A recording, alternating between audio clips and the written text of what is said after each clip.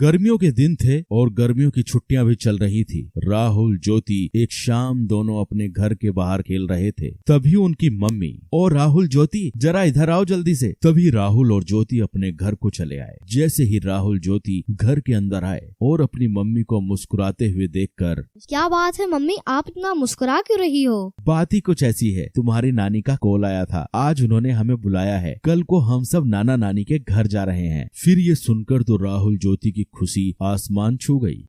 चलो पैकिंग शुरू कर देते हैं, नाना नानी के गांव चलते हैं और एंजॉय करते हैं। फिर क्या, दूसरे दिन सुबह सब लोग जल्दी नाना नानी के गांव के लिए निकल पड़े। राहुल ज्योति का नानी का घर काफी खूबसूरत और छोटा सा गांव था, जहां सब खेती बाड़ी करते थे और प्यार से रहते थे। राहुल ज्योति जैसे ही नाना नानी के घर पहुंचे तो उनके स्वागत के लिए नाना नानी तैयार खड़े थे। राहुल ज्योति को नाना नानी बोले, राहुल, ज्योति आ जाओ, हमारे पास को आ जाओ। फिर राहुल और ज्योति नाना नानी के पास जाकर उनसे लिपट गए। फिर खास नाना नानी की बनाई हुई स्वादिष्ट खाना खाकर राहुल ज्योति ने थोड़ी देर आराम किया और फिर दोनों अपने नाना नानी हाल का मजा लूटने के लिए तैयार हो गए। ये लो, तुम दोनों के लिए मैंने खास इमली का रस बनाया है, इसे जल्दी से पी लो, इसे गर्मी में पिया जाता है। नानी की बनाई हुई इमली का रस पीकर तो राहुल ज्योति एकदम तरोताजा हो गए। फिर नानी जी ने आम के पेड़ पर एक बड़ा सा झूला टांगा। राहुल ज्योति झूले पर बैठ गए और झूला झूलते झूलते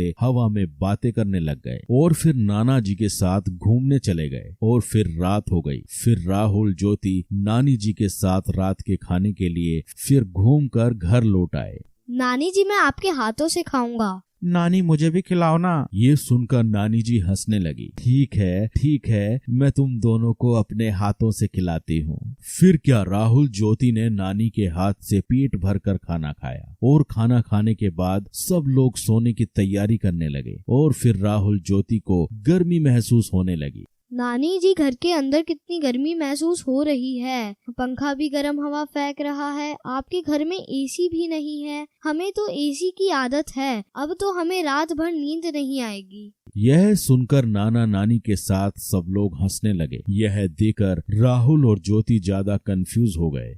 आप सब हंस क्यों रहे हो? हमने कुछ गलत कह दिया क्या? ना बेटा ना, तुमने कुछ गलत नहीं कहा। छोटा सा तो हमारा गांव है, हमारे पास एसी कैसे होगा बेटा, लेकिन हमारे पास एक ऐसा एसी जरूर है जो तुम्हारे शहर में नहीं होगा। नानी जी ने फिर जाकर छत पर गद्दे बिछाए और सोने लगे। नानी, हम भी आपके पास सोएंगे। हाँ, तुम दोनों मेरे पास सो जाओ, आओ सो जाओ। फिर क्या, खुले आसमान के नीचे थोड़ी हवा में राहुल और ज्योति आराम से नानी के पास सो गए और नानी से कहानियां सुनते सुनते दोनों को प्यारी नींद आ गई। तो बच्चों, आपने इस वीडियो में देखा राहुल ज्योति का नानी का घर।